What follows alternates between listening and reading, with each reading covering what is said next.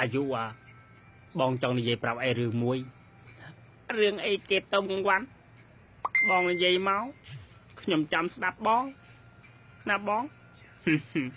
ពួកអ្នកកោះឆាងឥឡូវគេមានអស់ហើយវើយមាននិសាអីទៅប្រាប់ផងពួកនឹងឥឡូវគេលួបលទ្ធផលសិតតែជាមួយឯកឧត្តមពិតមែនឬបងអើឯងមិនជឿឬឯងមើលទៅ Facebook ពួកគេទៅពិសេសអញខ្ចីលុយខ្ចីលុយគេទៅអីអញខ្ចីលុយគេដងណាក៏មិនដែលបានដែរបើអញខ្ចីអានទឹកបុលវាឆ្លើយដាក់បោហើយឆ្លើយដាក់តគ្នាធ្វើអញពិបាកចិត្តណាស់បងប្អូនអស់នេះអត់ទៅមាន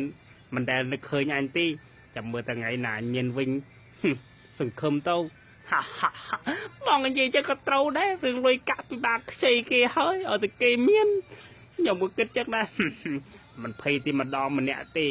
ងកុំខ្វល់រឿងហ្នឹងឲ្យតាណាមកស្រុកអញមិនឲ្យចូលផ្ទះអញក្តៅក្រហាយណាស់បងប្អូនពឹងអាណាមដែលបានពេលអញអត់ឯងចាំមើលតអាយុ